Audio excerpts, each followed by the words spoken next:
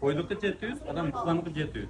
Ош шаарындагы эт саткан түйүндөрдө эттин баасы мурдагыдай эле 700 сомдон сатылууда. Мисалы кунажындын эти 680 сом болсо, бука эти менен кой эти 700-720 сомго чейин жетет. Сатуучулар малдын баасы түшпөй, этке да ошого жараша нарк коюлуп жатканын айтышты. Мына фермерлер кымбат бакканбыз деп бука менен алы койду түшүргөн жок да алар. Улар кымбат берип атат.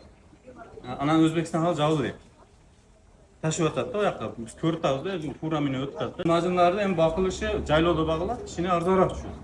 Ошон үчүн пока сени өзүнүн немесине келген жок да. Бирок неме таштап кетти, бу указ чыгып 680 сатылар, буйрук таштап кетти. Бирок бул буйрукту мал базарга алып көрсөтөй десеңиз, убактыгы түшүп кетет да. Ош шаардык монополияга каршы жөнгө салуу кызматы эттин арзандабай жатканы боюнча ооз-эки билдирүүлөр келип жатканын, бирок факты жоктугун айтууда. Мекеме 680 сомдон ашырбай сатуу боюнча буйрук сатуучуларга берилгенин, эгер аны аткарбагандар аныкталса айыппул салынаарын кошумчалайт. Ош шаарында бүгүнкү күндө жөнгө салуу кирген. Койдун эти, уйдун эти 680 сомдон ашпасын деп баа белгиленген. Бүгүн дагы мониторинг жүргүзүп келгенде мен 680 сом илинип турат, 680 сом сатып атат биз буга. Мен ушу элден сурам кетем. 680 сомдон алыңыздар. Эс 680 сом кымбат сатып атса, аны бизге сөз кабылдасын. Биз белгилеген баадан кымбат сатса 13 000 сом штраф юридикалык тарапка, жеке тарапка 3 000 сом. Ошентип штраф салынат.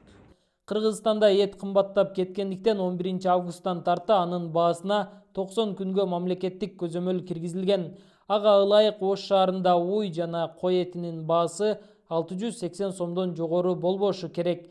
Ошондой эле мал жандыкты сыртка ташуу да убактылуу токтотулган.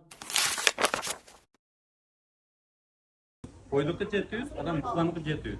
Ош шаарындагы эт саткан түйүндөрдө эттин баасы мурдагыдай эле 700 сомдон сатылууда. Мисалы кунажындын эти 680 сом болсо, бука эти менен кой эти 700-720 сомго чейин жетет. Сатуучулар малдын баасы түшпөй, этке да ошого жараша нарк коюлуп жатканын айтышты. Мына фермерлер кымбат бакканбыз деп бука менен алы койду түшүргөн жок да алар. Улар кымбат берип атат. Анан Өзбекстан халкы жабыл деп ташып атат да оякка. Биз көрүп атабыз да, фура менен өтүп атат. Мажындарды эми бакылышы жайлоодо багылат, кичине арзаныраак түшөт. Ошон үчүн пока сени өзүнүн немесине келген жок да.